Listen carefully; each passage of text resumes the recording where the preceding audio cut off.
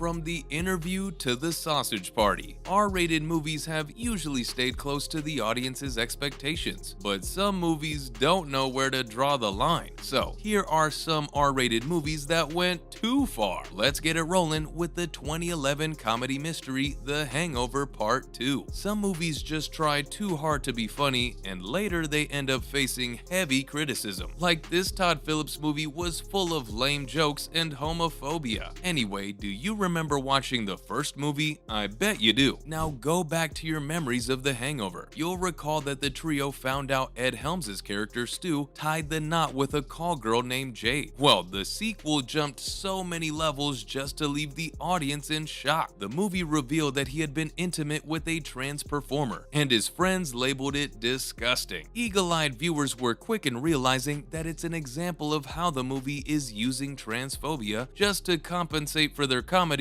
without any shame. Now, that's not the only offense in the movie, because there's another moment in the end credits. A bunch of photos hit the screen showing viewers what the previous night looked like, and one of the photos was not it. It was a graphic photo, basically a parody of an actual photo captured in the Vietnam War. It's originally Eddie Adams' photograph, and it shows a South Vietnamese general executing an officer in the Viet Cong. I think recreating a famous war image just for a gag is so cheap and disrespectful. Film critic Roger Ebert joined others to criticize the moment. He called it a cruel shot that director Todd Phillips should never ever have used. Now, here's a film that was pulled from its theater release, The Hunt. This Craig Zobel movie centers on a group of strangers who wake up in an unrecognizable place. They gradually figure out that they're being hunted. It's basically like Gen Z's version of the classic story The Most Dangerous Game. The movie was scheduled for a theatrical release on September 27, 2019, but because of the El Paso and Dayton mass shootings, it was delayed. It faced two separate controversies which were getting tangled in the country's current issues of the time. The first controversy was the film's gun-heavy violence. Moviegoers were worried that the violence shown would have a negative impact, especially because of the mass shootings. It was such bad timing, honestly, and people were worried that, just like Joker, it would fuel people with violence. The second controversy revolved around the film's plot. The hunters in the movie were the elite liberals who kidnapped the conservative victims. In a way, this was clever marketing to rack up ticket sales because people would want to be a part of the political discussions. But conservative Americans were in turmoil, and then former US President Donald Trump stepped in, accusing Hollywood of promoting violence. Anyway, the movie eventually saw the light of day in March 2020 in the US. But that's when the pandemic kicked off, closing theaters, and so the movie performed poorly at the box office. It received generally mixed reviews from critics and audiences alike. Coming up, let's go back to another Todd Phillips movie, Joker. It seems like the American director loves to spice things up with controversy. Oh, the debates with this movie ran for months just to figure out whether the film would influence audience members to become violent. The most shocking scene in the movie has to be when the comedian shows up to the Franklin Murray show and kills him in front of the live audience. But before it even hit the screens, critics had a problem with it. They slammed the movie for being dangerous, as it's creating sympathy for a killer. Todd responded to the criticism by saying, "If you're seeing it as glorifying him, you might be looking at it wrong. The movie deals with some disturbing themes, like mental health and political violence. Theaters were reportedly boosting security when it was released, and some theaters refused to screen it. Cinemas also banned people from wearing costumes and makeup." Joker faced so much controversy, but look at him now. It was a box office success. It broke records and grossed $1 billion,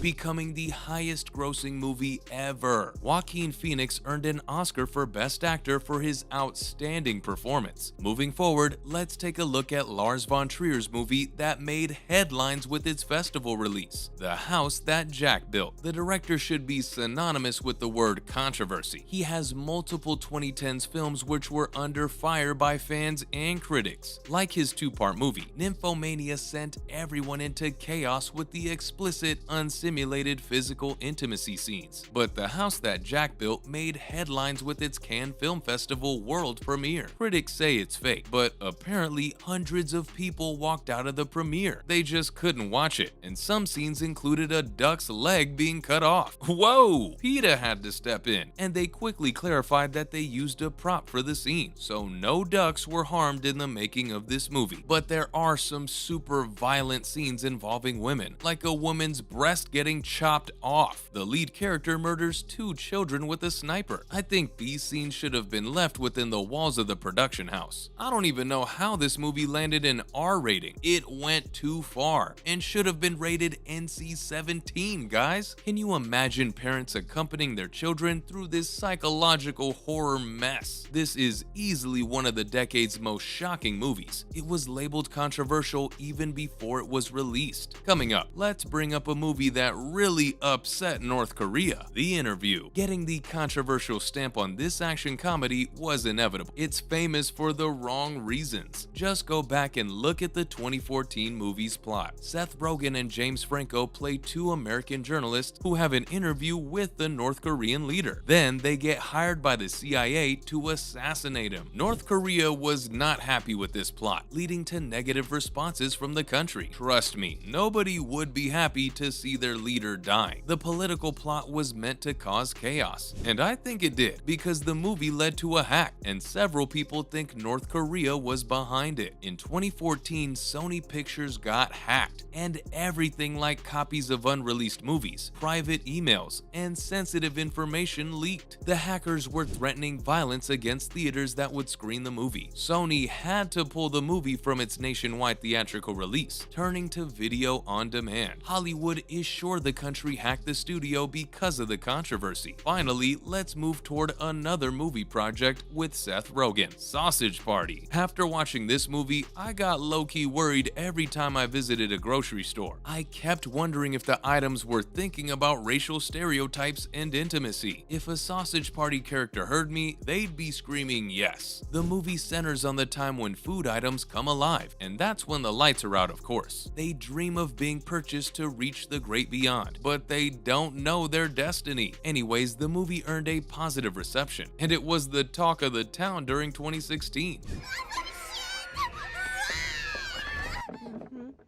Oops.